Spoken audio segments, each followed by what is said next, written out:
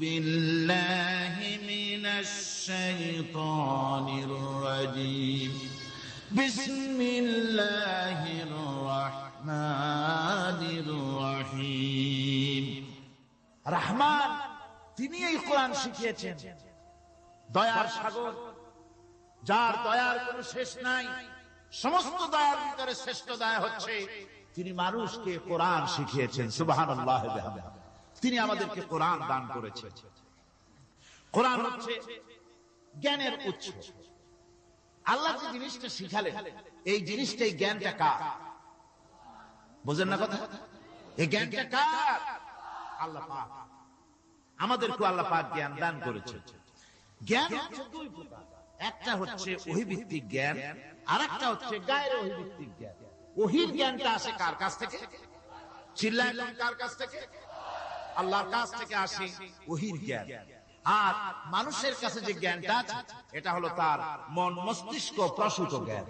আমাদের কাছে যত জ্ঞান আছে এই জ্ঞানটাকে আল্লাহ পাক বলেছেন ওয়ামা উতীতুম মিনাল ইলমি ইল্লা কালিলা, তোমাদেরকে খুব সামান্যতম জ্ঞান দেওয়া হয়েছে, খুবই সামান্যতম জ্ঞান তোমাদেরকে দেওয়া হয়েছে। আচ্ছা আপনারা বলুন, একটা ছোট্ট পাখি আটলান্টিক মহাসাগরের ভেতরে তার ঠোঁটটাকে ডুবিয়ে তারপরে সে যদি ঠোঁটটা তোলে তাহলে আটলান্টিকের পানি কমবে কতখানি? হ্যাঁ, অনেক কমে যাবে নাকি? আটলান্টিক টের পাবে যে কারো একটা ঠোঁট ঢুকছিল এর মধ্যে? টেরও পাবে। আটলান্টিক মহাসাগরের ভিতরে পাখি তার চঞ্চুটা ঢুকিয়ে দিয়ে যতটুকু পানি উঠাতে সক্ষম হয় না, ওহীর জ্ঞান বাদ দিয়ে গোটা পৃথিবীতে মানুষের যত জ্ঞান আছে, মানব সৃষ্টির প্রথম দিন থেকে নিয়ে আজ পর্যন্ত, এখান থেকে নিয়ে কিয়ামত পর্যন্ত যত জ্ঞান এসেছে এবং যত জ্ঞান হবে মানুষের, সমস্ত জ্ঞান এক জায়গায় করলে আল্লাহ সুবহানাহু ওয়া তাআলার অনন্ত অসীম জ্ঞানের মহাসমুদ্রের ভেতর থেকে পাখি যেমন আটলান্টিক থেকে যতটুকু পানি উঠাতে পেরেছে, বিশ্বের মানুষ আল্লাহর জ্ঞান থেকে অতটুকুও তুলতে পারে না।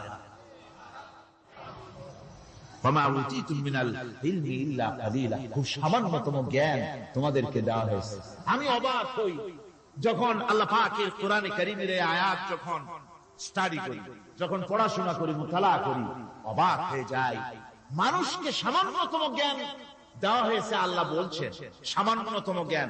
ওমা উতীতুম মিনাল ইলমি ইল্লা কালিল যদি বলতেন তবু একটা কথা ছিল যে তোমাদেরকে কিছু জ্ঞান দেওয়া হয়েছে। তো কিছু না বলা হচ্ছে ওমা উতীতুম মিনাল ইলমি ইল্লা কালিলা, সামান্যতম, খুবই সামান্য জ্ঞান দেওয়া হয়েছে। সেই সামান্য জ্ঞানের ঠেলায় আমরা কোত্থেকে কোথায় চলে গিয়েছি। গরুর গাড়ি থেকে রকেট পর্যন্ত গিয়েছি, টেলিগ্রামের টরেটক্কা থেকে ফ্যাক্স পর্যন্ত পৌঁছে গেছি। কি সোজা জ্ঞান! এখান থেকে এই মাহফিলের ছবি, নিউজ, ভিউজ এন্ড পিকচার একত্রিত করে ছবি করে আপনি ফ্যাক্সের মেশিনে ঢুকিয়ে দিলেন, কোড নাম্বার টিপে দিলেন, লন্ডন, আমেরিকা, জেদ্দা, বিভিন্ন জায়গায় দিয়ে দিলেন। মিনিট লাগবে না, কয়েক সেকেন্ডের ভিতরে এই মাহফিলের পূর্ণ ছবি এবং খবর সে দেশের পত্রিকায় ছাপা হতে পারবে। কি আজীব!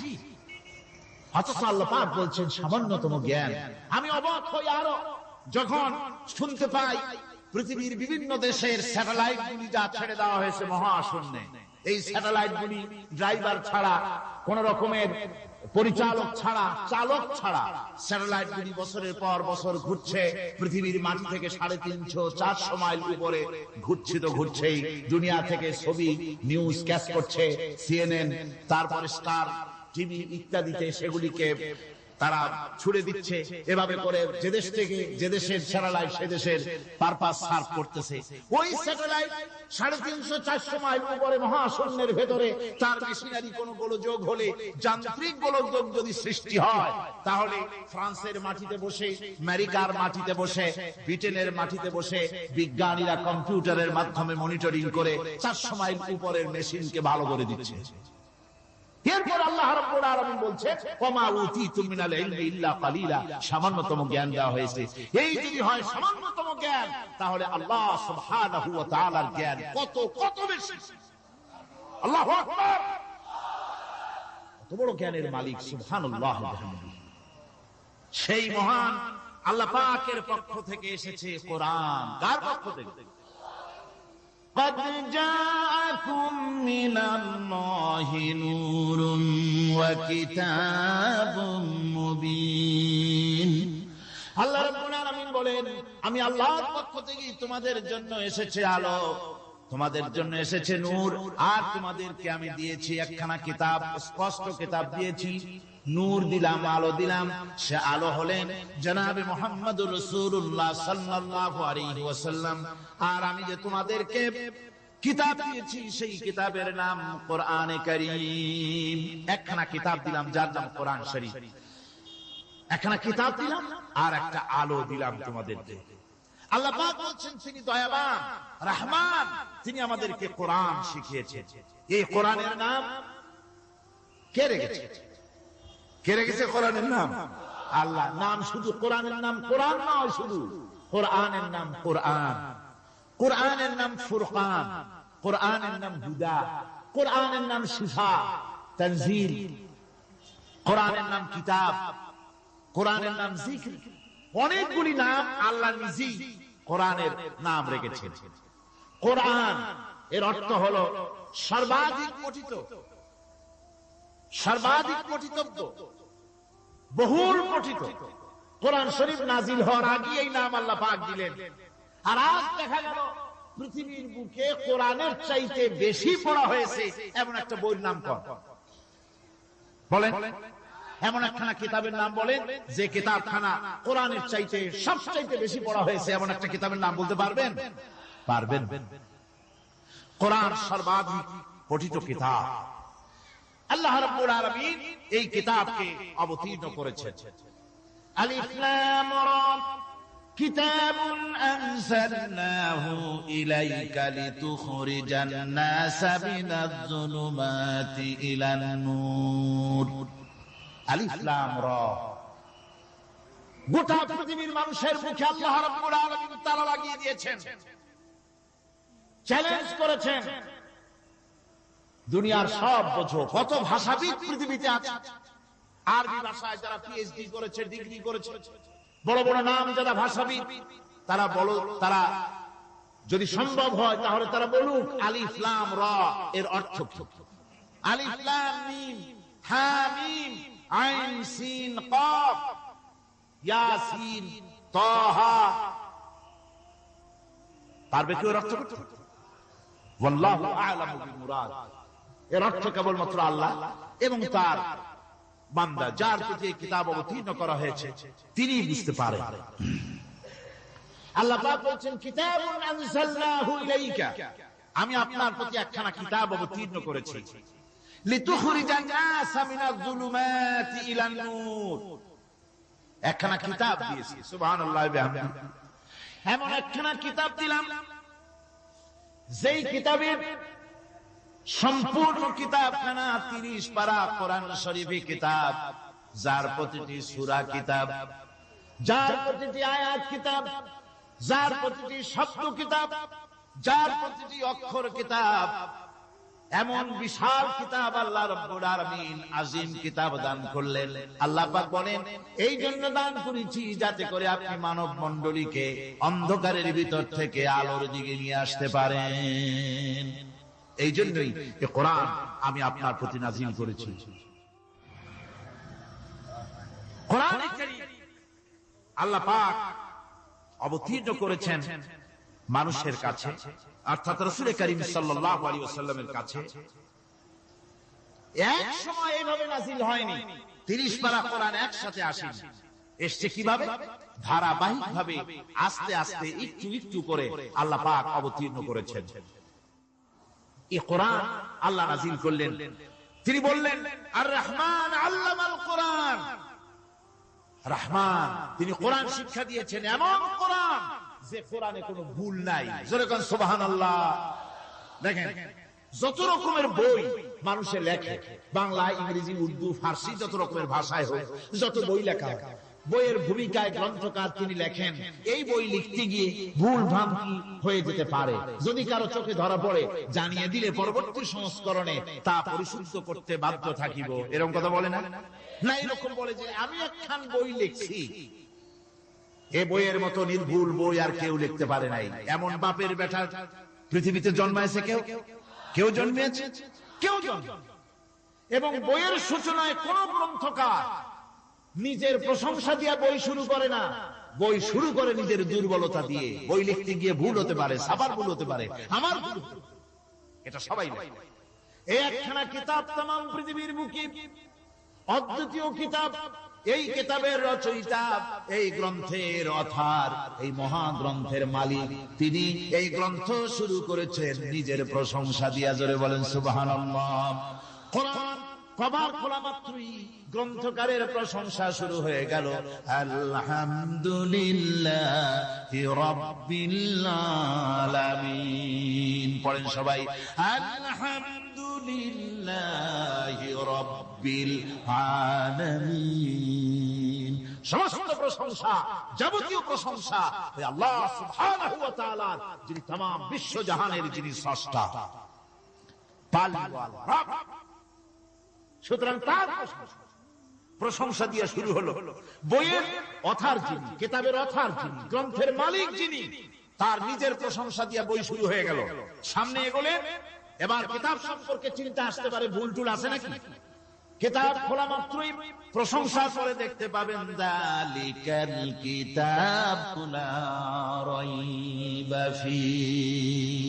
এই কিতাবের ভিতরে, এই সেই কিতাব যার ভিতরে কোনো ভুল নাই, কোন সন্দেহের অবকাশ নাই। বিরাট চ্যালেঞ্জ আল্লাহ পাক করেছেন। পৃথিবীতে আল্লাহকে অস্বীকার করেছে এমন বহু পাপিষ্ঠ নরাধম নরপশু মানুষ মানব সমাজে জন্মায়েছে যারা আল্লাহকে অস্বীকার করেছে। আছে না? আছে না? কিন্তু এ কথা কেউ আগে বলেনি যে কোরআন শরীফ মানুষের তৈরি। এ কথা বলে কেউ প্রমাণ দিতে পারে, এ কথা বলার সাহস কেউ রাখে না। তার কারণ, কেউ যদি বলে যে কোরআন মানুষের তৈরি, তাহলে তাকে বলা হবে যে তাহলে মানুষের তৈরি যখন, তুমিও তো মানুষ, একখানা তৈরি কর। আজ পর্যন্ত এই চ্যালেঞ্জের মোকাবেলা কেউ করতে পারে। আল্লাহ রাব্বুল আলামিন বলেন, আম ইয়াকুলুনা ইফতারাহু কুল ফাআতু বিসূরাতিন মিন মিসলি ওয়াদউ মান ইসতাতা'তুম মিন দুনিল্লাহি ইন কুনতুম সাদিকিন। ও নবী, ওরা কি কথা বলে যে কোরআন মানুষের বানানো?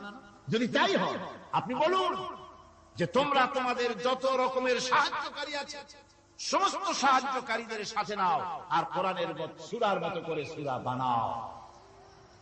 এরপরে আল্লাহ রাব্বুল আলামিন আবার চ্যালেঞ্জ করলেন, কুল লা ইসতামা'তিল ইনসু ওয়াল জিন্নু আইয়াতু বিমিসলি হাদাল কুরআন। আপনি বলুন, तमाम পৃথিবীর মানুষ আর জিনেরা সব একত্রিত হয়ে যাও, সবাই একত্রিত হয়ে কোরআনে কারীমের সূরার মতো করে সূরা বানায় নিয়ে আসো, যদি তোমাদের পক্ষে সম্ভব হয়।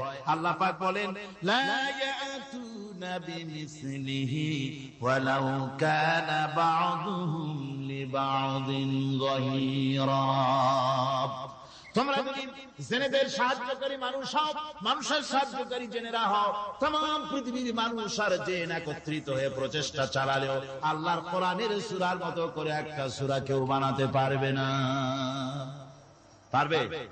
পেরেছে কেউ? আজ পর্যন্ত কেউ কোরআনে কারীমের সূরার মতো করে একটা সূরা কেউ এই পৃথিবীতে বানাতে পারেনি, কারো পক্ষে এটা সম্ভব হয়নি।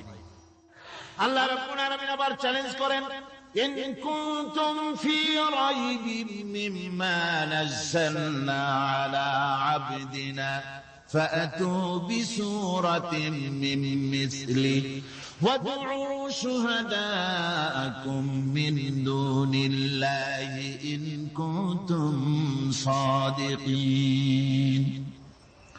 আমি আমার বান্দার উপরে যে কিতাব অবতীর্ণ করেছি, এর ভিতরে সন্দেহ আছে বলে যদি মনে করো এর ভিতরে সন্দেহ আছে মানুষের বানানো, এমনটি যদি সন্দেহ হয়, তাহলে কোরআনের সূরার মতো করে একটা সূরা বানাও, ছোট্ট একটি সূরা বানাও। ফাতু বিসূরাতিন, সূরা আলে ইমরানের মতো না, সূরা আরাফের মতো না, সূরা মায়েদার মতো না। ফাতু বিসূরাতিন ছোট্ট একটি সূরার মতো করে একটা সূরা বানাও, কিয়ামত হয়ে যাবে, মানুষ কোরআনে কারীমের মতো একটি ছোট্ট সূরাও বানাইতে পারবে না। সুবহানাল্লাহ। আমার ভাইরা, এই কোরআন আল্লাহ রব্বুল আলামিনের পক্ষ থেকে নাজিল হলো। কোরআন মানুষের চিরটা কাল ধরে, আবহমান কাল ধরে মানুষের মনকে আকৃষ্ট করেছে। কোরআনে কারীমের এর ভাষা, এর লালিত্য, এর মাধুর্য, এর রচনা শৈলী এবং এর গতিময় ছন্দ, এর শব্দ বিন্যাস মানুষকে মুগ্ধ করেছে চিরকাল ধরে। আল্লাহর নবী বলেন, এ কোরআন যখন আমি তেলাওয়াত করতেছিলাম একটা রাত্রে, যে রাতে আমার তেলাওয়াতের সামনে ছিল জেনেরা যখন আমার কাছ থেকে তেলাওয়াত শুনলাম, ইসসামিআতু হাত্তা ক্বালু ইন্না সামি'না কুরআনান আজাবা। আমার মুখ থেকে যারা যখন তেলাওয়াত শুনল, জেনারা তখন এই কথা না বলে পারে নাই, আমরা এক আশ্চর্য ধরনের কিতাব শুনেছি। জোরে বলেন সুবহানাল্লাহ। ইন্না সামি'না কুরআনান আজাবা, এক আশ্চর্য ধরনের কোরআন শুনেছি। বলতেছে সেই সব জেনেরা যাদের বয়স 1000 বছর, 1500, 2000 বছর, 500 বছর, যারা জাবুর শুনেছে, ইনজিল শুনেছে, তাওরীত শুনেছে, সেসব জেনেরা বলছে ইন্না সামি'না কুরআনান আজাবা, আশ্চর্য কিতাব। এমন এক কিতাব ইয়াহদি ইলা রুশদ, যে কিতাব শুনলে পরে শ্রোতাকে হেদায়েতের রাস্তা দেখায় দেয়, এমন এক কিতাব শুনলাম। আর এই কিতাব শোনা মাত্র ফামান্না বিহি, কোরআন শুনলাম আর ঈমান আনলাম। নবীজি বলেন, জেনেরা আমার মুখে তেলাওয়াত শুনে পড়ে নিল লা ইলাহা ইল্লাল্লাহু মুহাম্মাদুর রাসূলুল্লাহ। এই কোরআন এমন এক কোরআন, মান ক্বালা বিহি সাদাকা, এ কোরআন শরীফ থেকে যে কথা বলে সেই সত্য কথা বলে। কোরআন থেকে যে কথা বলে সে কি বলে? তার কারণ কোরআন এসেছে কার কাছ থেকে? ওয়া মান আসদাকু মিনাল্লাহি কিলা, আমি আল্লাহর চাইতে সত্যবাদী আর কেউ হতে পারে? আল্লাহর নবী বলেন, কোরআন থেকে যে কথা বলে সেই সত্য কথা বলে। আর ওয়ামান আমিলা বিহি উজরা, এই কোরআন যে আমল করবে তাকে পুরস্কার দেওয়া হবে, সে পুরস্কৃত হবে, দুনিয়ায় পুরস্কার পাবে, আখিরাতেও পুরস্কার পাবে। সুবহানাল্লাহ। ওয়ামান হাকামা বিহি আদালা, আর কোরআন থেকে যে বিচার ফয়সালা করবে সেই কেবলমাত্র সঠিক সুষ্ঠু বিচার কায়েম করবে, সোশ্যাল জাস্টিস সেই করতে পারবে, সুবিচার জাস্টিস কায়েম সেই করতে পারবে। ওয়ামান দাআ ইলাইহি হুদিয়া ইলা সিরাতিন মুস্তাকিম, আর কোরআন থেকে যে দাওয়াত দেয়, কোরআনের দিকে যে দাওয়াত দেয় সেই কেবলমাত্র সঠিক সহজ সরল রাস্তার দিকে দাওয়াত দেয়, যেই দাওয়াত শুরু হয় পৃথিবীর মাটি থেকে আর শেষ হয় গিয়া জান্নাতুল ফেরদাউসে। আমার ভাইরা, কোরআন এর পরিচয়ের কথা বলতেছিলাম। আল্লাহ পাক কি কোরআন আমাদের শিখালেন, কোন কোরআন আমাদের শিখিয়েছেন, সেই কোরআনের পরিচিতি আপনাদের সামনে আমি তুলে ধরতেছি। আমি নিজে না, এবার কোরআন তার পরিচয় নিজেই দেবে। কেউ যদি কোরআনের কাছে জিজ্ঞাসা করে, কোরআন তুমি কোথা থেকে নাজিল হয়েছ, কে তোমাকে নাজিল করেছে, এই প্রশ্ন যদি কেউ কোরআনের কাছে করে, কোরআন নিজেই তার জবাব দিতে পারে কিনা? কোরআন নিজেই বলে, তানজিলাম মিম্মান খালাকাল আরদা ওয়াস সামাওয়াতিল উলা, এই কোরআন নাযিল করেছেন তিনি, যিনি ওই সুউচ্চ আকাশ আর জমিনকে যিনি সৃষ্টি করেছেন, সেই আল্লাহ আমারে নাযিল করেছেন। কোরআনের কাছে কেউ যদি প্রশ্ন করে, ও কোরআন, এই পৃথিবীতে নাযিল হওয়ার আগে তুমি কোথায় ছিলে, কেউ যদি প্রশ্ন করে, কোরআনে কারীম নিজের পরিচয় শোনায়, আমি কোথায় ছিলাম শোনো।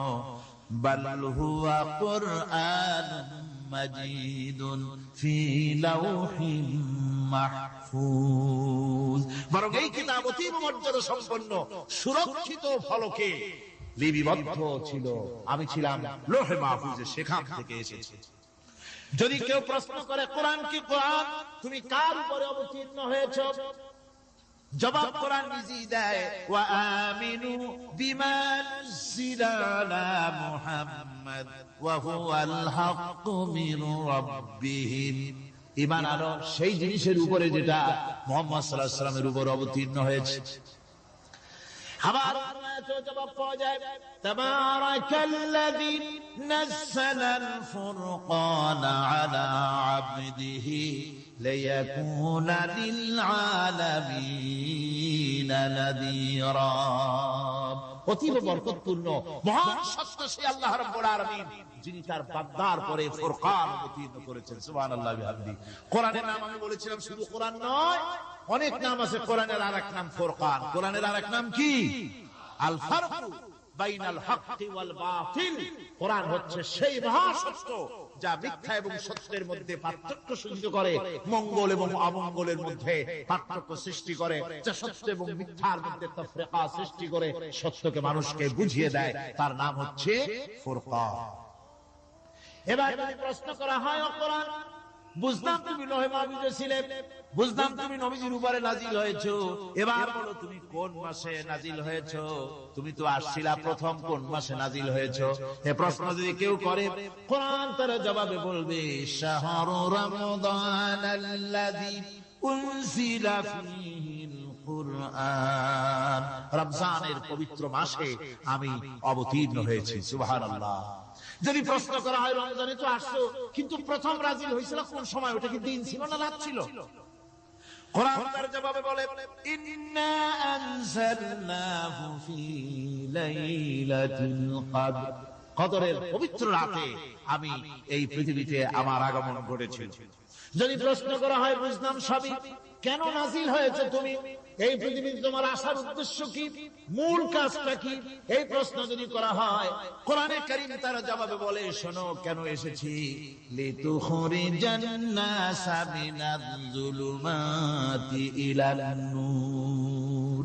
আমার মিশন হচ্ছে গোটা বিশ্ব মানবতাকে পুঞ্জীভূত জমাট বাঁধা অন্ধকারের ভেতর থেকে টেনে বের করে আলোর সন্ধান দিতে, আলোর দিকে আনার জন্য আমি কোরআন নাজিল হয়েছি।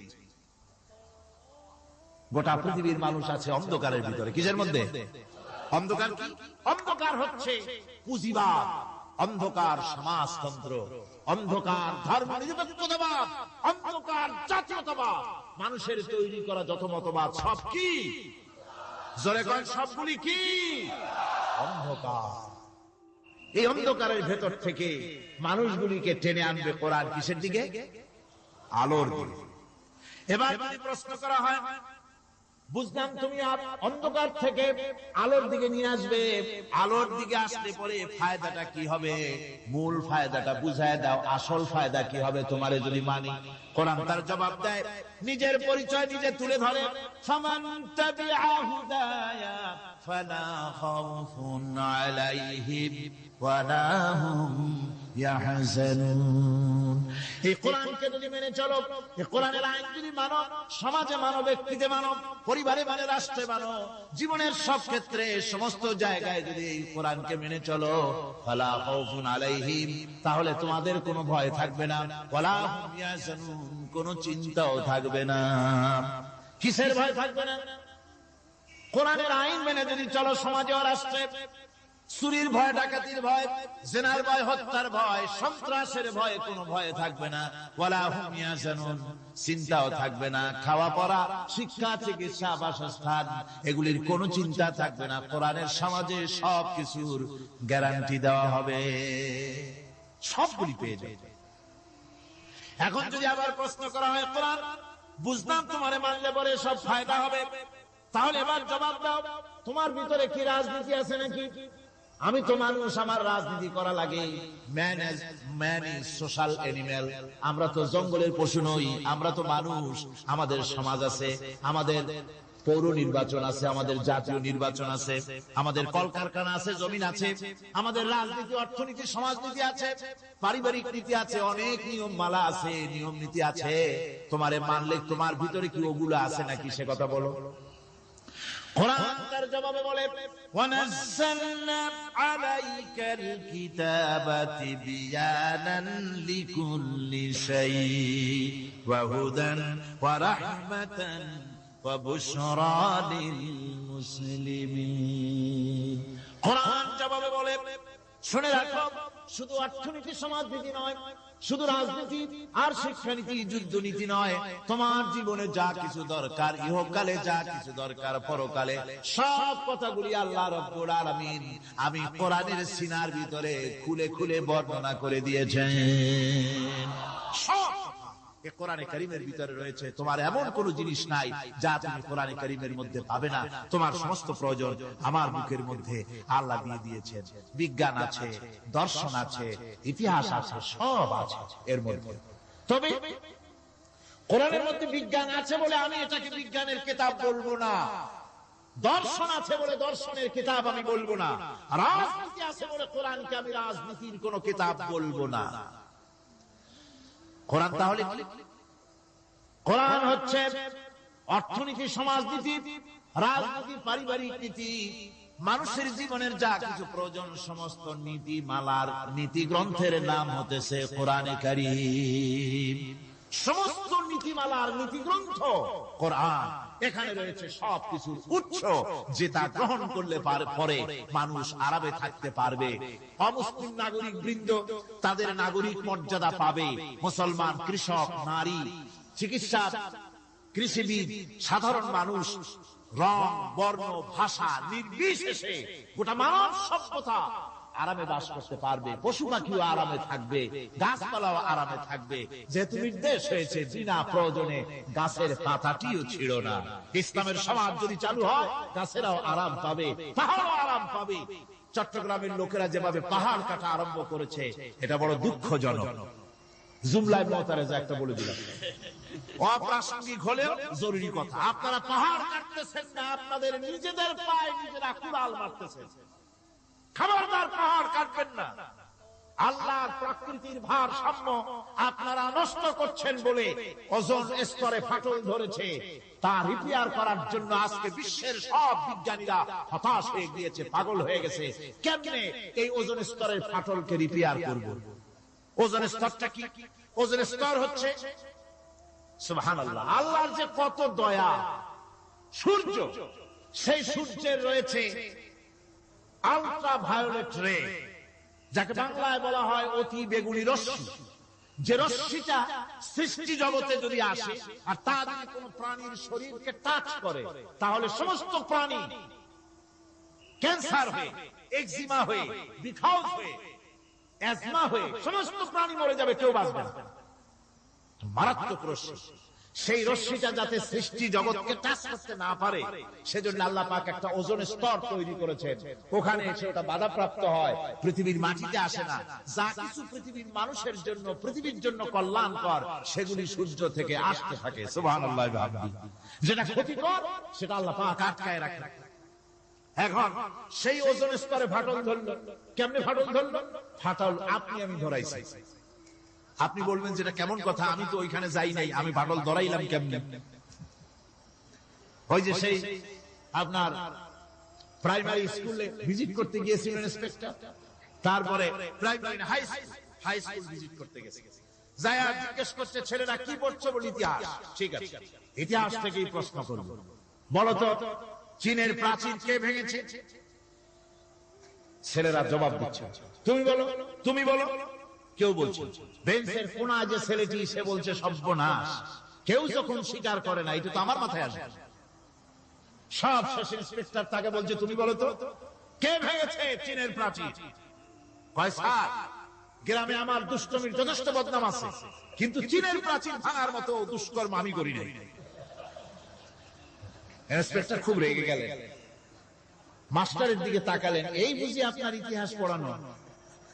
মাস্টার ইন্সপেক্টরের বিরক্তি ভরা মুখ দেখে বলছেন, স্যার রাগ করবেন না, এসব ছাত্র তো আমার, ওদের অবস্থা তো আমি জানি। আপনি আসছেন ঢাকা থেকে, আপনি জানবেন? আমি হলফ করে বলতে পারি, আমার ক্লাসের কোন ছাত্র চীনের প্রাচীর ভাঙে নাই। ইন্সপেক্টর রাগ হইয়া চলে গেছে হেডমাস্টারের রুমে, যায় বলছে যে আমি আপনার স্কুলের গ্রান্টকে আমি নাকচ করে দেব, মঞ্জুরি আমি ক্যান্সেল করে দেব। কেন? এই অবস্থা। হেডমাস্টার বলছে, স্যার রাগ করবেন, আপনার জন্য কিছু টাকা পয়সাও রাখছি হাতিয়া, বড় একটা চর্বিযুক্ত খাসিও জবাহ করা হয়েছে, পুকুর থেকে রুই মাছ তোলা হয়েছে।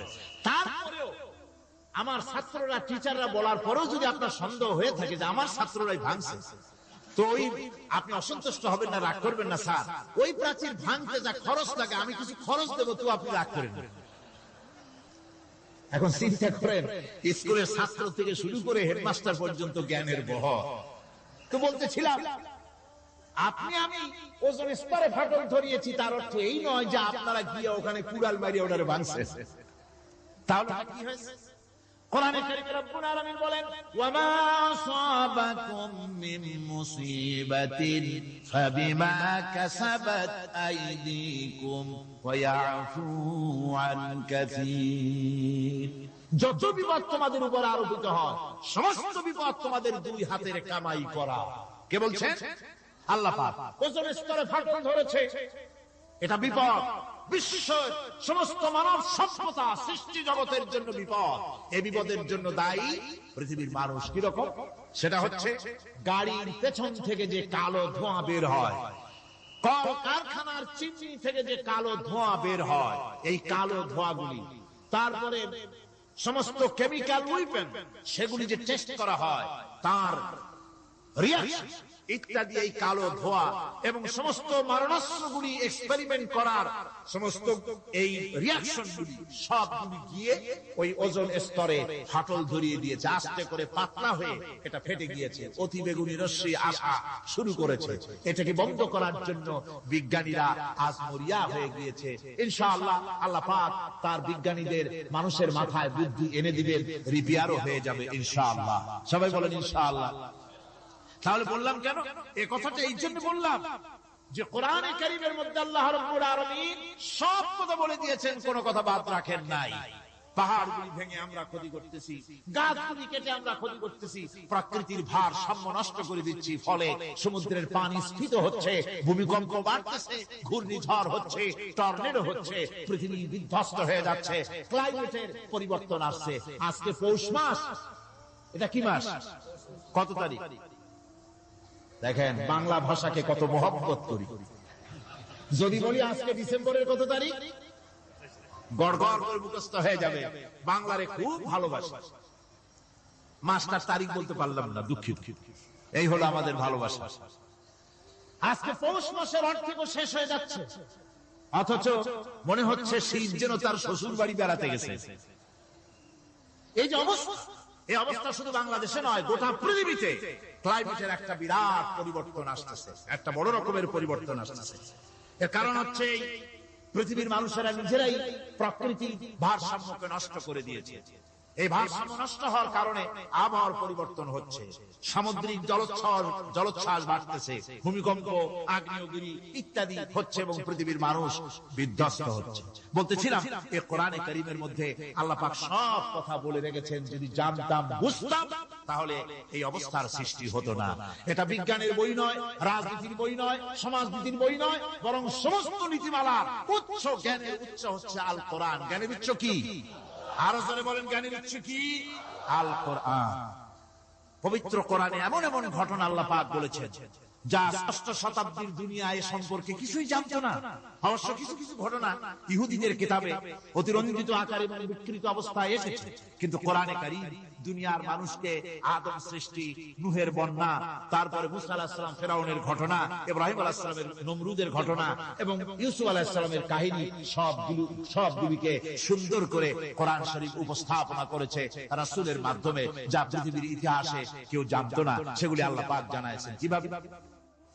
কোরআনে কারীম বলছে, তিলকা মিন আম্বাইল গায়বি নূহিহা ইলাইকা মা কুনতা তা'লামুহা আনতা ওয়ালা কওমুকা মিন ক্বাবলি হাযা। এ হলো সব অজ্ঞাত ঘটনা। সমস্ত ঘটনাগুলি আল্লাহ পাক তার হাবিবকে শুনিয়ে বলে দিলেন, সব অজ্ঞাত ঘটনা, যা তুমি জানতে না, তোমার কোনো জানা ছিল না, আমি ওহীর মাধ্যমে তোমাকে সব জানাইছি।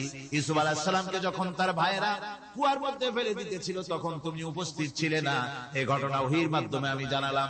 মুসা আলাইহিস সালামকে যখন ফেরাউন দরিয়ার ভিতরে ফেলে দিল, সেই সময় তুমি সিনাই পর্বতের পাশে দাঁড়িয়ে সব দৃশ্য লক্ষ্য করনি, অথচ আমি ওহীর মাধ্যমে সব তোমাকে খুলে খুলে বলে দিয়েছি। আল্লাহ পাক সমস্ত ঘটনাগুলিকে বলে বলে কোরআন শরীফের মধ্যে সব সাজিয়ে দিলেন, বলে দিলেন। তিনি বললেন, ওয়ামা কুনতা বিজানিবিল গারবি ইয কাদাইনা ইলা মুসাল আমরা ওয়ামা কুনতা মিনাশ শাহিদিন। ফিরআউন যে মুসার সঙ্গে যে ব্যবহারটা করলো, এ সময় সেখানে তুমি উপস্থিত ছিলে না, আমি ওহীর মাধ্যমে তোমাকে তা জানিয়েছি। كذلك نقص عليك من أنباء ما قد سبق وقد آتيناك من لدنا ذكرا। আল্লাহ পাক বলেন, এভাবে আমি আপনার কাছে অতীত ঘটনাবলী ওহীর মাধ্যমে নিখুঁত ভাবে আপনার সামনে সব বলে দিয়েছি। আমার ভাইয়েরা, এই বিশ্বলোকে ঊর্ধ্ব লোক সম্পর্কে নিয়ে ভুল তথ্য বর্ণনা আল্লাহ পাক করে দিয়েছেন কোরআনের মাধ্যমে। 1665 খ্রিস্টাব্দে স্যার আইজাক নিউটন তিনি আবিষ্কার করলেন মাধ্যাকর্ষণ শক্তিকে। এই মাধ্যাকর্ষণ শক্তি, ল অফ গ্র্যাভিটেশন, এ সম্পর্কে মানুষের এই থেকে কিছু জানলো, কিন্তু আজ থেকে 1400 বছর আগে আল্লাহ রাব্বুল আলামিন তার উম্মি নবী, যিনি কোনো বিজ্ঞানাগারে লেখাপড়া করেন নাই, কোনো সায়েন্স রিসার্চ করেননি, যিনি কোনো কলেজ ইউনিভার্সিটিতে পড়াশোনা করেননি, তার মাধ্যমে জানিয়েছেন মাধ্যাকর্ষণ শক্তির কথা। কোরআন বলছে, ইন্নাল্লাহা ইউমসিকুস সামাওয়াতি ওয়াল আরদা আন তাজুলা।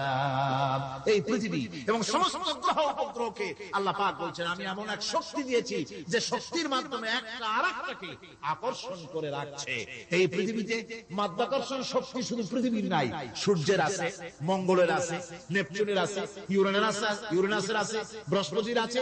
প্রত্যেকটি গ্রহের আলাদা আলাদা মাধ্যাকর্ষণ শক্তি আছে, আর এই শক্তির বলে একটা আরেকটাকে টেনে ধরছে, যাতে করে বিচ্ছিন্ন হয়ে না যায়, যাতে করে ধ্বংসপ্রাপ্ত না হয়। এগুলি আল্লাহ পাক এই তথ্যগুলি কোরআনে কারীমের মধ্যে বলেছেন। ফলে মরিস বুকাইলির মতো লোক, যিনি ফরাসি দার্শনিক, তিনি বলেছেন দুনিয়ার সমস্ত বিজ্ঞানীদের থিওরি হচ্ছে এই যে বিজ্ঞানের কোন থিওরি ফাইনাল নয়।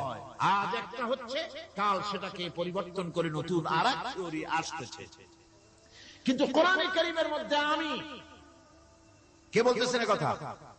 না না না, মরিস বুকাইলি বলছে, কোরআন শরীফের ভিতরে আমি যে বিজ্ঞানের তথ্য পেয়েছি, থিওরি পেয়েছি, তার কোনো পরিবর্তন আজও হয় নাই, ভবিষ্যতেও হওয়ার কোনো সম্ভাবনা নাই। মরিস বুকাইলি মনে করেছিলেন বেদ আর বাইবেলে যেমন ভুল আছে, কোরআন শরীফে ওই রকম ভুল আছে, নাউজুবিল্লাহ। সেই জন্য তিনি আরবি শিখলেন কোরআন বোঝার জন্য, ভুল ধরার জন্য। কোরআন শিখলেন কি জন্য? ভুল ধরার জন্য। আর এমন শেখা শিখছেন, ওই আরবি শিক্ষা মানে আমাদের দেশের লোকদের মতো আনাকুন জানাকুন শেখে নাই, ভালো করে ভালো করেই মুখস্থ করেছেন, তার ভালো করে আরবি শিখেছেন, তারপরে কোরআন শরীফ পড়েছেন, তারপরে তিনি এ কোরআন পড়ে তেলাওয়াত করে বুঝে এরপরে তিনি বই লিখেছেন, the Bible, the Quran and science. এই বইয়ের মধ্যে তিনি পরিষ্কার লিখেছেন, কোরআন পড়লাম, এর ভিতরে একটা নকতা দেওয়ার, একটা কলমের ফোঁটা দেওয়ার জায়গা কারণ নাই। কোরআন নিঃসন্দেহে মহান স্রষ্টা আল্লাহ রাব্বুল আলামিনের মানুষের বানানো কিতাব এটা হতে পারে না। সুতরাং কোরআন শরীফের মধ্যে আল্লাহ পাক সব কথা বলে দিয়েছেন। বিজ্ঞানের সাথে কিন্তু কোরআনের সংঘর্ষ নাই। অনেকে মনে করে যে বিজ্ঞান আর কোরআন এর মধ্যে বিরাট সংঘর্ষ। না, বিরাট সংঘর্ষ নয়, দুই একটা পয়েন্টে সংঘর্ষ থাকতে পারে। অধিকাংশ ব্যাপারই বিজ্ঞান, আমি মনে করি বিজ্ঞানের আবিষ্কার যত বাড়বে, কোরআন বোঝা মানুষের জন্য তত সহজ হবে। এটা আমার ধারণা, এটা আমার ধারণা। বিজ্ঞানের সাথে দুই একটা পয়েন্টের উপরে সংঘর্ষ আছে, যেমন চন্দ্র এবং সূর্য সম্পর্কে, সৌরজগৎ সম্পর্কে Copernicus, Kepler, Galileo, Newton, Einstein মহাশূন্য সম্পর্কে যে সব বক্তব্য রেখেছেন, সেসব বক্তব্যের সাথে কোরআন শরীফের কিছুটা বৈপরীত্য রয়েছে। যেমন কেউ বলেছেন সূর্য ঘোরে, পৃথিবী স্থির, কেউ বলে সূর্যের চতুর্দিকে পৃথিবী ঘোরে, কেউ কয় চন্দ্র ঘোরে, কেউ কয় আমরা কি আর বসে থাকি, আমরাও ঘুরি। কিন্তু আসলে ঘোরেটাকে কে ঘোরে, এ ফয়সালা কে দেবে? কে দিবে বলুন তো? হ্যাঁ, ঠিক বলেছেন, আল্লাহই দিবেন, কারণ এগুলি সৃষ্টি করেছেন কে? এবার শুনুন, এই বিতর্কের মীমাংসা আল্লাহ পাক করছেন কোরআনে কারীমে বহু আগে। গ্যালিলিও, কেপলার, কোপার্নিকাস, এদের বলার অনেক আগে বিশ্বনবী জনাবে মুহাম্মদ রাসূলুল্লাহ সাল্লাল্লাহু আলাইহি ওয়াসাল্লাম তিনি বলে দিয়েছেন, আল্লাহর কথা তিনি বলেছেন, লাশ-শামসু ইয়ানবাগি লাহা আন তুদরিকাল কামারা ওয়ালাল লাইলু সাবিকুন নাহার ওয়া কুল্লুন ফি ফালাকিন ইয়াসবাহুন। প্রবল জ্ঞানী হইবে যাহারা, আপন মনেতে বুঝিবে তাহারা, রাত্রি পারে না আগে যাইবার দিনের স্থান করি অধিকার। চন্দ্র বাজে না সূর্যের গায়েতে, সূর্য পারে না চন্দ্রকে ধরিতে। যার যে স্থান বহাল রাখিয়া ভ্রমণ করিছে খোদাকে ডরিয়া। আল্লাহ রাব্বুল আলামিনকে ভয় করে সব ঘুরছে, চাঁদ ঘোরে, সূর্য ঘোরে, মঙ্গল ঘোরে, ইউরেনাস ঘোরে, বৃহস্পতি ঘোরে, পৃথিবীও ঘোরে, সব ঘুরছে তো ঘুরছেই, বন বন করে ঘুরছে একটা নির্দিষ্ট কক্ষপথে, আপন আপন কক্ষপথে ঘুরছে, যার ফলে অ্যাক্সিডেন্ট হয় না। সুবহানাল্লাহ, জোরে বলেন সুবহানাল্লাহ। নির্ধারিত কক্ষে ঘুরছে, নির্ধারিত কক্ষে ঘুরছে। এর কক্ষগুলি আল্লাহ পাক ঠিক করে দিয়েছেন, সেই কক্ষে ঘুরতেছে, একে অপরের পথ অতিক্রম করতেছে। আবার ওই মহাশূন্যের ভেতরে রয়েছে black hole. Black hole, black hole কি? ব্ল্যাক হোল হচ্ছে একটা বিরাট অন্ধকার গহ্বর, একটা মৃত্যুকূপ। এত বড় বিরাট ব্ল্যাক হোল মহাশূন্যে আছে, বিজ্ঞানীরা হয়রান হয়ে গেছে। তার এত বড় শক্তি, সে শুধু তারা খায় না, কোন তারকা ঘুরতে ঘুরতে যদি তার কাছে এসে যায় তারাকে খেয়ে ফেলে। কোন আলো যদি কাছে আসে, আলো শুষে নিতে নিতে আলো যার থেকে এসেছে সেটাকেও শেষ করে ফেলে। এ ধরনের একটা দারুণ আকর্ষণী শক্তি তার মধ্যে আল্লাহ সৃষ্টি করেছেন। একটা ব্ল্যাক হোল আছে মহাশূন্যের ভিতরে। সূর্য, চন্দ্র, গ্রহ, নক্ষত্র, যে সূর্য পৃথিবীর চাইতে 13 লক্ষ গুণ বড়, এমন 2 কোটি সূর্য খাইয়া হত্যা করতে পারে, এত বড় ব্ল্যাক হোল আল্লাহ তৈরি করে রেখেছেন মহাশূন্যের উপরে। রয়েছে মিল্কি ওয়ে, রয়েছে গ্যালাক্সি, অন্তত 10,000 কোটি, 10 সহস্র কোটি তারকা দিয়ে সমৃদ্ধ গ্যালাক্সি মিল্কি ওয়ে, যেটা অন্ধকার রাত্রে, তারকা সজ্জিত রাতে উত্তর দক্ষিণ দিকে টানা একটা পথের মতো দেখা যায়। এটা হচ্ছে গ্যালাক্সি, এটাকে বলা হয় মিল্কি ওয়ে। এটা হচ্ছে ছায়াপথ। অসংখ্য তারকা এর মধ্যে রয়েছে। কত বড় বড় তারকা, অনেক দূরে, তাই আমরা দেখি বিন্দু বিন্দু। আসলে কি বিন্দু না, কত বড় জানেন? বিজ্ঞানীরা বলেছেন দৈত্যের মতো বিরাট বিরাট তারকা আছে, যে সূর্য পৃথিবীর চাইতে 13 লক্ষ গুণ বড়। এরকমের সূর্য অন্তত 3 কোটি সূর্য খাইয়া হত্যা করতে পারে, এরকম অসংখ্য তারকা মিল্কি ওয়ের ভিতরে আল্লাহ সৃষ্টি করেছেন। সুবহানাল্লাহ, সুবহানাল্লাহ। আর মানুষ লাফায়, 4 আঙ্গুল মানুষ খালি লাভ দেয়, মোষ কতগুলো রাখে। কোন আনন্দে লাফাও, কি শক্তি তোমার! মহাশূন্যের তুলনায় এই পৃথিবীর অবস্থান কি জানেন? এই জন্য যত বেশি পড়াশোনা করবেন মাথা নত হয়ে যাবে। কমিউনিস্ট হয় ছাগলেরা, বুদ্ধিমান কোনদিন কমিউনিস্ট হয় না। কারা কমিউনিস্ট হয়? ছাগলগুলি, যাদের আকল নাই, যাদের জ্ঞান নাই, বুদ্ধি নাই, ওরাই কমিউনিস্ট হয়। কোন চিন্তাবিদ, কোন বিজ্ঞানী কমিউনিস্ট হয় না। মাথা নত হয়ে যায়, আল্লাহর এই সৃষ্টি দেখে পাগল হয়ে যায়। নিঃসন্দেহে আল্লাহ আছেন, নইলে পরে এগুলি হয় কি? আমি চিন্তা করে পাই না কমিউনিস্ট হয় কেন, কতখানি পাগল হইলে হয়। ছোট্ট একটা রুমাল দেখলে মনে করি কোন তাঁতি এটারে বানাইছে। একটা এই কি জানি কয় মাইক দেখলে মনে করি কেউ এটাকে বানাইছে। টেবিল দেখলে মনে করি কেউ বানাইছে। ফ্রিজ দেখলে মনে করি বানাইছে কেউ। একটা সুই দেখলে মনে করি কেউ এটাকে বানাইছে। আর এই বিশাল পৃথিবী, ওই বিশাল আকাশ, কমিউনিস্টরা কয় এমনি এমনি হয়েছে। আমার বন্ধুগণ, মাথা নত হয়ে আসবে চিন্তা করলে, কি বিশাল সৃষ্টি আল্লাহ পাক। এই ছায়াপথ, এই গ্যালাক্সি, এর তুলনায় পৃথিবীর অবস্থান কোথায়? পৃথিবীর অবস্থানটা হচ্ছে, আমার হাতে একটি কলম। এই কলমটা কাগজের উপরে আমি যদি এই নিবটা রাখি, কাগজের ভিতরে নিপে যতটুকু জায়গা টাচ করবে, মহাশূন্য গ্যালাক্সি মিল্কি ওয়ে আল্লাহর এই মহাশূন্যের তুলনায় পৃথিবীর অবস্থান একটা কলমের নিপে যতটুকু জায়গা নেয় এর থেকে বেশি নয়। এই যদি হয় পৃথিবী, তাহলে সেই পৃথিবীর মানুষ আপনি কতটুকু? সলিমুদ্দিন বসিরুদ্দি খালি লাফা। আমার বন্ধুগণ, লাফের চোটে বলে হ্যান করেঙ্গে তেন করেঙ্গে, লাঠি কে আন্দার মুগুর ভরেঙ্গে। কয়েকদিন পর শোনা যায় শীত হয়ে পড়ছে, কিছু নাই। সুতরাং আল্লাহ পাকের অসীম সৃষ্টি জগৎ, এর সঙ্গে বিজ্ঞানের সংঘর্ষ কম, দুই একটা পয়েন্টে আছে। বাকি সবগুলিতে বিজ্ঞানের আবিষ্কার যত বাড়তেছে, আল্লাহরে চেনা, সৃষ্টি জগৎকে জানা মানুষের জন্য তত সহজ হচ্ছে। আর রহমান আল্লামাল কোরআন, কোরআন শিখিয়েছেন আমাদেরকে রহমান, এমন নিয়ামত দিয়েছেন যার মধ্যে সব আছে। মানুষ সৃষ্টির ব্যাপারে, মানব সৃষ্টির ব্যাপারে নির্ভুল তথ্য যদি পেতে হয়, তাহলে কার কাছে যাব? জোরে কোন? আল্লাহর কাছে যেতে হবে। আর আল্লাহর কাছে না যাইয়া মানব সৃষ্টির রহস্য যদি জানতে যাই ডারউইনের কাছে, তাহলে আপনার মামু হবে সুন্দরবনের বান্দরেরা। ঠিক কিনা? বান্দরেরা হবে মামু, শিম্পাঞ্জি ওরাংওটাং হবে আপনার নানার দাদা। তার কারণ ডারউইন সাহেব বলেছেন মানুষ এর পূর্বপুরুষ হলো বাঁদর, শিম্পাঞ্জি, ওরাংওটাং। এটা হলো তার থিওরি অফ ইভলিউশন। বিবর্তনবাদের এই বিবর্তনবাদের থিওরি পেশ করতে গিয়ে তিনি বলেছেন মানুষ হলো বান্দরের জাত। আরে বেটা, তুই বান্দরের জাত। নিজের লেজ কাটিয়া সকলের লেজ কাটা আরম্ভ করতে যাচ্ছে। কি পাগলের পাগল, মানুষ হয়েছে বান্দরের জাত। আশ্চর্য কথা। কেমনে কইলে?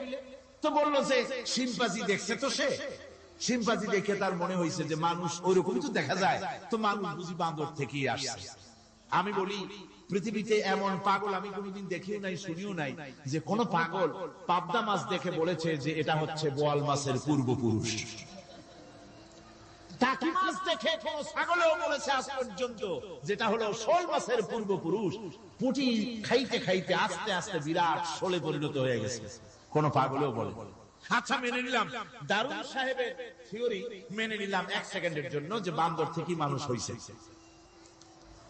এখনো তো বানর প্রজাতি আছে না? শেষ হয়ে গেছে? আছে কিনা? তাহলে সুন্দরবনে যা, যে দেখুন কোন বাঁদর কি এ পর্যন্ত দেখা গেছে যে কোমর পর্যন্ত মানুষের মতো হয়ে গেছে? আর একটু দুধ আর পনির আর একটু এই শুটকি মাছ লোটটা ফিশ খাওয়াইলে আর কদিনের মধ্যে এই বান্দরটা মানুষ হয়ে যাবে। হয়েছে এরকম?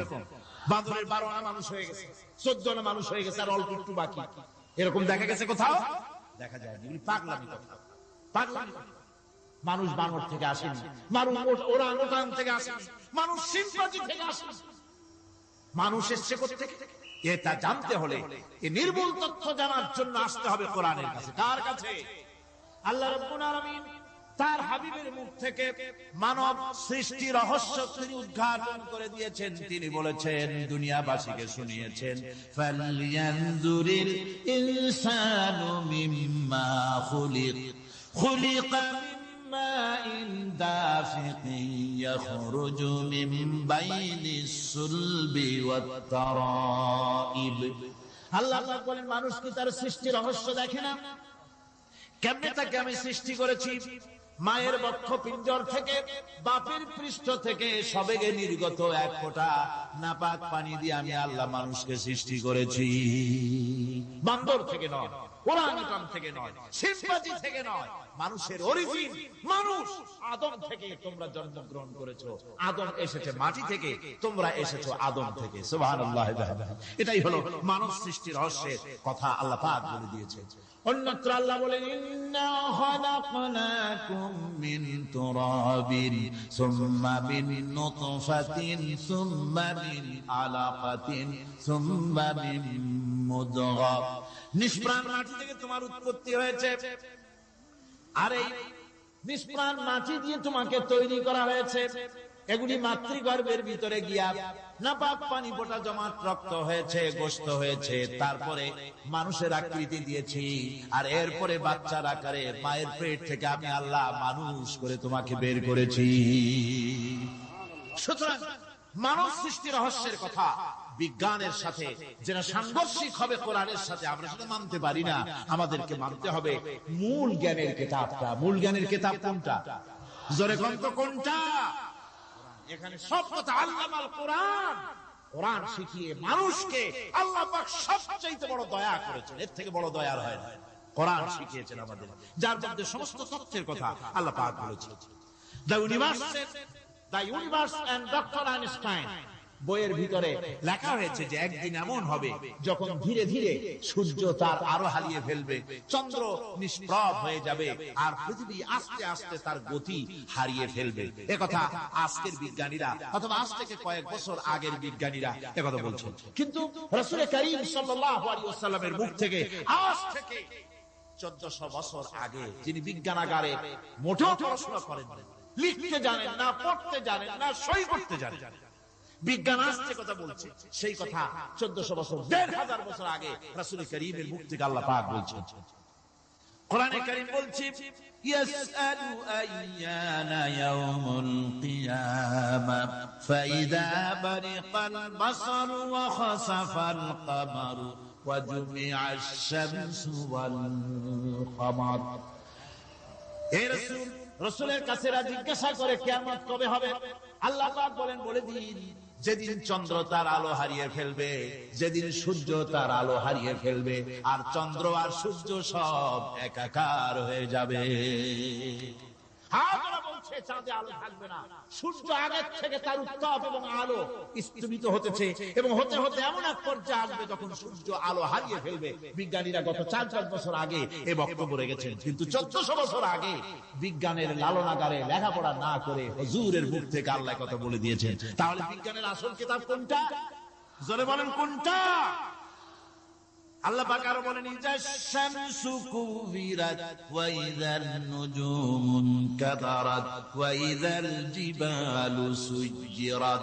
তারকাগুলি, সূর্যের আলো থাকবে না, নক্ষত্রগুলো স্থানচ্যুত হয়ে যাবে, কক্ষচ্যুত হয়ে যাবে, পাহাড়গুলিকে পরিচালিত করে দেওয়া হবে, কিছুই থাকবে না, সব শেষ হয়ে যাবে। বিজ্ঞানীরা আজ বলতেছে যে সব শেষ হয়ে যাবে, কিছুই থাকবে না, সব শেষ হবে। বিজ্ঞানীরা বলতেছেন, কোরআন অনেক আগে বলেছে, কুল্লু মান আলাইহা ফান ويبقى وجه ربك ذو الجلال والإكرام। সব শেষ হয়ে যাবে, বিশ্বে যা কিছু আছে সব লয় হবে, ক্ষয় হবে, ধ্বংস হবে, কিচ্ছু থাকবে না, থাকবেন শুধু আল্লাহ সুবহানাহু ওয়া তাআলা। সুবহানাল্লাহি ওয়া বিহামদিহি। কোরআনে কারীম এই কথা বহু আগে আমাদেরকে জানিয়ে দিয়েছে। সুতরাং আসল জ্ঞানের কিতাবটাই হচ্ছে কোরআন কারীম। এই কোরআনের কাছে আমরা যত যেতে পারবো, যত কোরআন বুঝতে পারবো, ততই আমাদের জন্য আমরা সমৃদ্ধ হতে পারবো, আমাদের উপর আল্লাহর রহমত আসবে, আমরা সমাজ চালাতে পারবো, আমরা দেশ চালাতে পারবো, আমরা দুনিয়ায় শান্তি পাবো, আমরা আখিরাতেও মুক্তি লাভ করতে পারবো। কোরআন কারীম সমস্ত বিজ্ঞানের উৎস, দর্শনের উৎস। এইটা না জানলে কিছুই জানা হয় না, এটা জানা হলে সব জানা হয়। পণ্ডিত আপনার ডক্টর শহীদুল্লাহ, আল্লাহ জান্নাত নসিব করুন, সবাই বলুন আমিন।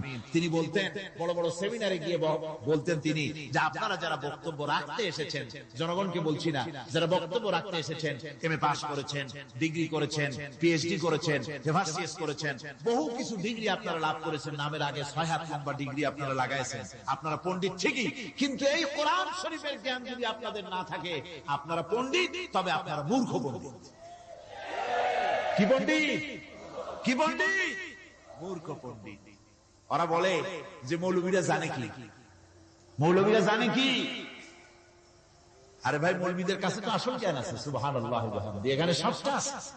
আপনারা এখানে আসেন, এটা বিশ্বাস করলে আপনি সবটা পেয়ে যাবেন। কোরআন বিশ্বাস করতে পারলে, কোরআন জানতে পারলে আপনি সব জানবেন। কোরআনে কারীমের মধ্যে আল্লাহ পাক কত কথা বলেছেন, এর মধ্যে আছে আল্লাহ পাক বলেছেন, আফালা ইয়ানজুরুনা ইলাল ইবিলি কাইফা খুলিকাত। এই যে আমি উটগুলোরে বানাইছি, কেমনে বানাইলাম তোমরা কি দেখছো? উট কেমনে বানিয়েছি? মুফাসসিরিন মুফাসসিরিনে কেরাম এর উপরে অনেক আলোচনা করেছেন। তারা বলেছেন যে উট মরুভূমির জাহাজ, তারপরে উটের পিঠে একটা চুট আছে, কোন কোন উটের পিঠে দুইটা চুট আছে, মাঝখানে বসে একটারে হেলান দিয়ে আর একটা ধরে বসা যায়। আমি দেখছি দুইটা চুটওয়ালা উট, আফ্রিকান উট আমি দেখেছি, যে চুট সুবহানাল্লাহ দেখলে অবাক হয়ে যেতে হয় যে আল্লাহর কি কুদরত। উটের পৃষ্ঠে দুইটা চুট, মাঝখানে আপনি বসবেন, পিছনেরটা একটা সোফা সেটের মতো, পিছনে হেলান দিলে আর সামনে যখন সে মরাল সম চড়াই উত্তরাই পথ দিয়ে নামা ওঠা করবে, তখন আপনি যেন পড়ে না যান সেজন্য সামনেরটা বুকের সাথে জড়ায় ধরবেন। এরপরে কি সৃষ্টি আল্লাহর, সুবহানাল্লাহ বিহামদিহি। জিরাফগুলি দেখুন, জিরাফগুলি তার মাথা কত বড় উঁচা। লন্ডন জুতে জিরাফ দেখলাম, সে জিরাফের দেহ থেকে তার মাথাটা 22 ফিট উঁচা। মানে সে যদি নিচে দাঁড়ায়, 3 তলা বিল্ডিং এর ছাদের উপরে নাস্তা দিলে তো নিচে দাঁড়ায় খাইতে পারে, এই অবস্থা। সেই জিরাফে পানি খাবে কেমনে? মাথা হলো অত উঁচা, পিছনের ঠ্যাং দুটা খাটো, সামনের ঠ্যাং দুটো উঁচা, এখন পানি খাবে কেমনে? ওই মাথা নামাইতে গেলে ঠ্যাং তো অনেক উঁচা। আল্লাহ পাক কেমন সুন্দর ব্যবস্থা করলেন, সামনের দুইটা ঠ্যাং এভাবে সরায় দেওয়ার মতো। ও যখনই পানি খায় দেখলাম দুইটা ঠ্যাং অনেক ছেড়ায় দেয়, দুই দিকে ঠ্যাং চলে যায়, তখন মাথাটা সহজে নিচে নামায় আসে, পানি খাইতে পারে। এই সুযোগগুলি আল্লাহ সুবহানাহু ওয়া তাআলা তিনি করে দিয়েছেন। ওমা কুননা আনিল খালকি গাফিলিন, আমি আমার সৃষ্টি জগৎ সম্পর্কে অমনোযোগী নই। সুবহানাল্লাহ। ভল্লুকগুলি কি বিরাট বিরাট একটা ভল্লুক, শ্বেত ভল্লুক দেখেছি, কৃষ্ণ ভল্লুক দেখেছি, হাঁটতেছে মনে হয় যেন পায়ের তলায় হাফসুল করা, ঠিক জুতা পায়ের তলাটা তেমন দেখা যায়, ওই রকমের তলাটা, গায়ে একেবারে পশম। লোক ওই বরফের দেশে থাকতো, সেটাতে শীত কষ্ট না পায়, সেই জন্য আল্লাহ একটা কম্বল ওর গায়ে জড়ায় দিয়েছে, অটোমেটিক কম্বল। সুবহানাল্লাহ। তো উট, আল্লাহ বলছেন উট কেমনে বানাইছি দেখছো? আফালা ইয়ানজুরুনা ইলাল ইবিলি কাইফা খুলিকাত, উট বানালাম কেমনে দেখেছিস? মানুষ অবাক হলো, আল্লাহ এত কথা ছুঁয়া উটের কথা বলছেন, কারণ নানান রকম মানুষ বলল। শেষ পর্যন্ত প্রাণীতত্ত্ববিদরা তারা আবিষ্কার করলেন মূল কারণ কি। মূল কারণ কি? অনেক কারণ আছে আল্লাহ পাকে কথা বলার। উট তো মরুভূমির জাহাজ, তারপরে উট মানুষের অনেক উপকারে আসে, এ কথা বলা হয়েছে। প্রাণীতত্ত্ববিদরা খুঁজে খুঁজে তারা দেখতে পেয়েছে যে উটকে জবাই করে দেখা গেছে উট সমস্ত প্রাণী বাতাস থেকে অক্সিজেন যতটা গ্রহণ করে ততটা ছেড়ে যায়, যতটা গ্রহণ করে ততটা ছেড়ে যায়। একমাত্র প্রাণী উট যে যতটা অক্সিজেন গ্রহণ করে বাতাস থেকে সবটা ছাড়ে না, 2/3 ছেড়ে দেয়, 1/3 তার লাংসের পাশে রাখার জন্য আল্লাহ পাক একটা চেম্বার তৈরি করেছেন। ওই চেম্বারের ভিতরে 1/3 অক্সিজেন থেকে যায়, কারণ পানিও রেখে, তার পানি রাখার জন্য রিজার্ভ ট্যাঙ্কি আছে, একটা ভেতরে একটা রিজার্ভ ট্যাঙ্কি আছে, অক্সিজেন রাখার একটা চেম্বার আছে। এগুলি কেন? এই জন্য যে মরুভূমির ভিতরে সাইমুম শিল্পী গোষ্ঠী না, কিন্তু ঝোড়ো হাওয়া, মরুভূমির ভিতরে ঝোড়ো হাওয়া, এই ঝোড়ো হাওয়া যখন আরম্ভ হয়ে যায় তখন মানুষ বাঁচতে পারে না, মানুষ টের পাইয়া সব বাড়িতে চলে যায়। মরুভূমিতে চড়ে বেড়ায় উট, সে যাবে কোথায়? ওর তো যাওয়ার জায়গা নাই। 7 দিন 8 দিন 1 সপ্তাহ 2 সপ্তাহ পর্যন্ত এই মরুভূমিতে ঝড় চলতে থাকে, বালুর ঝড়, কিচ্ছু দেখা যায় না। ওখানে দেখছিলেন বালুর পাহাড়, কালকে আজকে দেখবেন বালুর পাহাড় এখানে চলে আসছে, এইভাবে পাহাড় তৈরি হয়ে যায়, বালি উড়ায় নিয়ে যায় বাতাসে। এই বাতাসের ভিতরে বালু উঠতে থাকে সমানে, মানুষ প্রাণী কিছুই সেখানে শ্বাস করতে পারে না, বাঁচতে পারে না। উটের মতো প্রাণী যে মরুভূমিতে থাকে, ও বাঁচবে কি করে? আল্লাহ সুবহানাহু ওয়া তাআলা ওর লাংসের পাশে অক্সিজেন রাখার চেম্বার করে পানির ট্যাঙ্কি তৈরি করে দিয়ে রেখে এমন কায়দা করেছেন, ও যখনই টের পায় যে ঝড় শুরু হবে, সাথে সাথে ঠ্যাং দিয়া মুখ দিয়া গর্ত করে বালুর ভিতরে মাথা ঢুকাইয়া 1 সপ্তাহ 2 সপ্তাহ থাকতে পারবে মাটির তলে, অক্সিজেনের অভাব হবে না। দেখো না কিভাবে সৃষ্টি করেছি আমি এই সুন্দর উটকে, একবার দেখো, আর শুকরিয়া তোমার মাথা নত হবে। যত বড় কমিউনিস্ট হও, আল্লাহর জন্য সিজদা দিতে বাধ্য হবে যদি তোমার ঈমান এতটুকু থাকে। আল্লাহুম্মা আমিন। ربنا ظلمنا أنفسنا وإن لم تغفر لنا وترحمنا لنكونن من الخاسرين ربنا لا تزغ قلوبنا بعد إذ هديتنا وهب لنا من لدنك رحمة إنك أنت الوهاب ربنا العالمين হাজার হাজার মুসলমান নরনারী দীর্ঘক্ষণ ধরে তোমার কোরআনের কথা শুনেছি, মেহেরবানি করে সওয়াবটুকু রাসূল করিম সাল্লাল্লাহু আলাইহি ওয়াসাল্লামের রূহ মুবারকে পৌঁছে দাও। তাম পৃথিবীর মাটির নিচে যত মুমিন মুমিনাত শুয়ে আছে আল্লাহ তুমি মেহেরবানি করে কবরগুলিকে জান্নাতের টুকরায় পরিণত করে দাও। আমাদের মা বাপ যাদের দুনিয়া থেকে বিদায় হয়ে গেছে আল্লাহ দয়া করে তাদেরকে জান্নাতবাসী করে নিও। রব্বিরহামহুমা কামা রব্বায়ানি সাগীরা। ربنا تقبل منا إنك أنت السميع العليم وتب علينا إنك أنت التواب الرحيم سبحان ربك رب العزة عما يصفون وسلام على المرسلين الحمد لله رب العالمين بحق لا إله إلا الله محمد رسول الله. السلام عليكم ورحمة الله.